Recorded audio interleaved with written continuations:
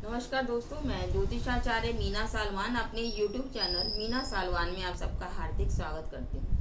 दोस्तों, आज मैं आपको बताऊंगी कि अगर आप आर्थिक संकट से जूझ रहे हैं, आप धनवान बनना चाहते हैं, आप मेहनत भी बहुत करते हैं लेकिन फिर भी आपको इसका फल नहीं मिलता है, तो इसके लिए क्या करें। तो आपने क्या करना है, सावन का माह चल रहा है, आपने भगवान शिव को प्रसन्न करना है। अगर आप भगवान शिव को प्रसन्न करते हैं तो आपके सारे आर्थिक कष्ट दूर होंगे, क्योंकि शिव महापुराण में भगवान शंकर को प्रसन्न करने के लिए और आपके आर्थिक संकट को दूर करने के लिए बहुत ही सरल से उपाय बताए गए हैं। उन्हीं उपायों में से एक उपाय मैं आज आपको बताऊंगी, लेकिन इस उपाय को जानने के लिए आपको मेरे साथ वीडियो के अंत तक बने रहना पड़ेगा। लेकिन उससे पहले आपसे निवेदन है कि मेरे चैनल को ज़्यादा से ज़्यादा लाइक, शेयर और सब्सक्राइब कीजिए। स्पेशल बेल आइकन को आप जरूर दबाएं ताकि मेरी आने वाली नोटिफिकेशन आप तक पहुंच सके। भगवान भोलेनाथ सबसे ज़्यादा क्रोधी और सबसे ज़्यादा भोले हैं। वो अपने भक्तों की पुकार सुनते भी हैं और प्रसन्न भी होते हैं। शिव महापुराण में भगवान शंकर को प्रसन्न करने के लिए बहुत से ही सरल उपाय बताए गए हैं। उन्हीं उपायों को मैं इस सावन माह में प्रतिदिन आपके सामने एक उपाय लेकर आऊंगी, और अगर आप उन उपायों को पूर्ण श्रद्धा और विश्वास से करते हैं तो आपको अवश्य ही इसका लाभ प्राप्त होगा। क्योंकि भगवान शिव के बारे में शिव महापुराण में कहा गया है कि जो भक्त शिव का होता है, जो शिव भक्त होता है, उसके पास संसार की समस्त सिद्धियां और समृद्धियां अपने आप ही आ जाती हैं। तो आज मैं आपको, अगर आप आर्थिक संकट से जूझ रहे हैं तो उसके लिए मैं आज आपके सामने एक उपाय लेकर आई हूँ शिव महापुराण का। आपने क्या करना है, जो उपाय मैं आपको बता रही हूँ वो आपने 11 सोमवार करना है, और पूजा का जो समय रहेगा वो संध्या का समय 7 से 8 बजे का रहेगा।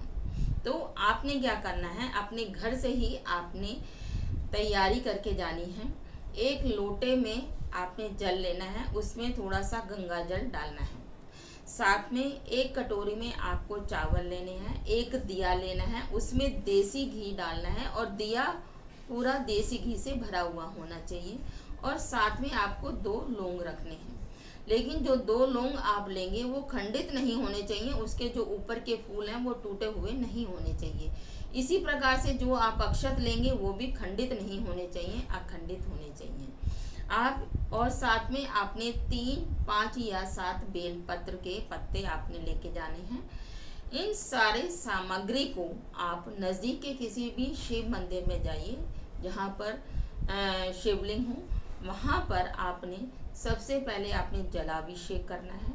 उसके बाद आपने बेलपत्र के पत्ते जो से हैं वो शिवलिंग पर अर्पित करने हैं। उसके बाद थोड़ी से अक्षत आपने शिवलिंग पर अर्पित कीजिए, और वहीं पर ही आपने शिवलिंग के सामने ही देसी घी का दिया जलाना है, जिसमें आपने 2 लौंग डाले हुए हैं, और वहीं पर ही बैठ के आपने शिव के मंत्रों का आपने उच्चारण करना है। आप पंचाक्षरी मंत्र का भी उच्चारण कर सकते हैं, ओम नमः शिवाय, या ओम का उच्चारण कर सकते हैं, महामृत्युंजय का 108 बारी जाप कर सकते हैं, शिव गायत्री मंत्र का आप उच्चारण कर सकते हैं। जो भी आपको सरल और आसान लगता है आप उन्हीं मंत्रों का आप वहीं पर बैठकर उच्चारण कीजिए, और भगवान शिव से प्रार्थना कीजिए कि मेरा ऊपर जो भी आर्थिक संकट है आप इस संकट को दूर करें।